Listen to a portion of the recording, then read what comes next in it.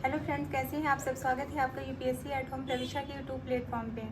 हम जो UP PCS की मेंस आंसर राइटिंग कर रहे हैं, जिसमें हमने जो टारगेट रखा है डेली 5 क्वेश्चन की आंसर राइटिंग करने का, उसी सीरीज़ में हमारा ये क्वेश्चन है जीएस पेपर 4 से।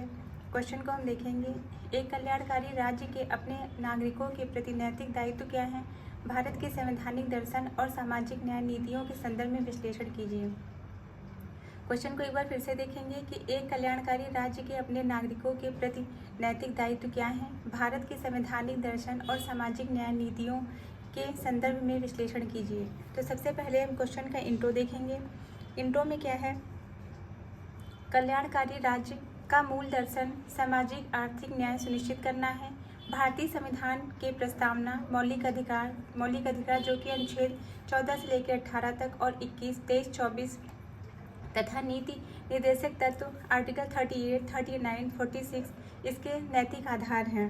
तो ये हमने क्या देखा? ये हमने जो है क्वेश्चन का जो इंट्रो था वो हमने देखा। इसके अंतर्गत फिर जो मेन बॉडी का पार्ट है उसको हम देखेंगे, जिसमें क्या है कि भारत के संवैधानिक दर्शन और सामाजिक न्याय नीतियों के संदर्भ में विश्लेषण। इसके अंतर्गत जो पहला पॉइंट है वो क्या है? संवैधानिक प्रतिबद्धता, जिसमें जो फर्स्ट पॉइंट है वो क्या है? समानता एवं गरिमा। इसमें बताया गया है कि आर्टिकल 14 से लेकर 18 तक भेदभाव रहित समाज का निर्माण और जीवन का अधिकार। जो सेकंड पॉइंट है आर्टिकल 21 स्वास्थ्य, शिक्षा व रोजगार तक पहुंच को सुनिश्चित करता है।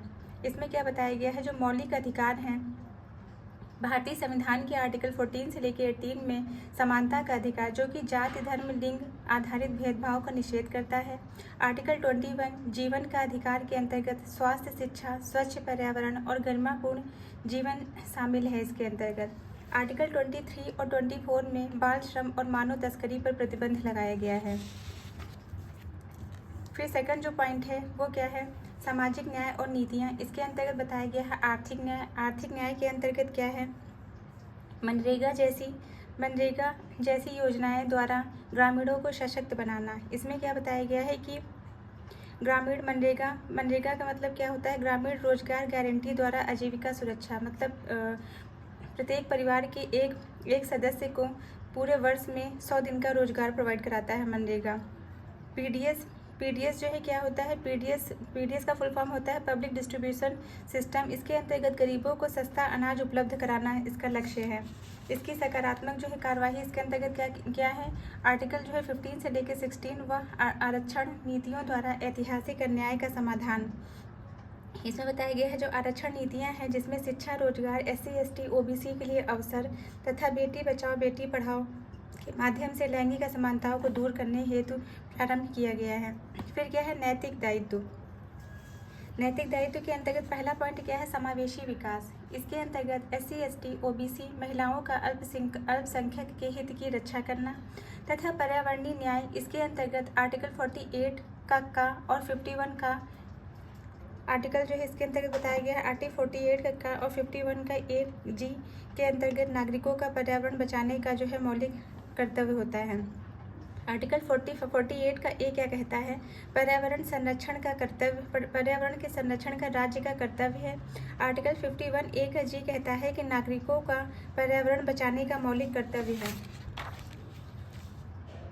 तो ये हमने देख लिया क्वेश्चन का जो मेन बॉडी का पार्ट था। अब हम इसका कंक्लूजन देखेंगे कि भारत का संविधान कल्याणकारी राज्य के नैतिक दायित्वों को मौलिक अधिकारों एवं नीतिगत ढांचे में समाहित करता है। सामाजिक न्याय की नीतियां इसे व्यवहार में लाने का माध्यम है, जैसे आयुष्मान भारत स्वास्थ्य के अधिकार को साकार करता है। तो ये हमारा क्वेश्चन कंप्लीट होता है, जो कि हमने जीएस पेपर 4 से लिया था। आप लोगों को हमारी जो ये मेंस की सीरीज़ चल रही कैसी लग रही है हमारे कमेंट सेक्शन में ज़रूर बताइए। और हमने जो लक्ष्मीकांत की सीरीज़ स्टार्ट की, जिसमें हमने 2 चैप्टर को कंप्लीट किया है, उसको भी जो है देखिए और अपनी जो है कमेंट सेक्शन में हमारे बताइए कि वो सीरीज़ भी आप लोगों को कैसी लग रही है। तो ऐसे ही पढ़ते रहिए, लाइफ में आगे बढ़ते रहिए। यूपीएससी एट होम प्रविशा के साथ में मेंस आंसर राइटिंग करते रहिए। Thank you.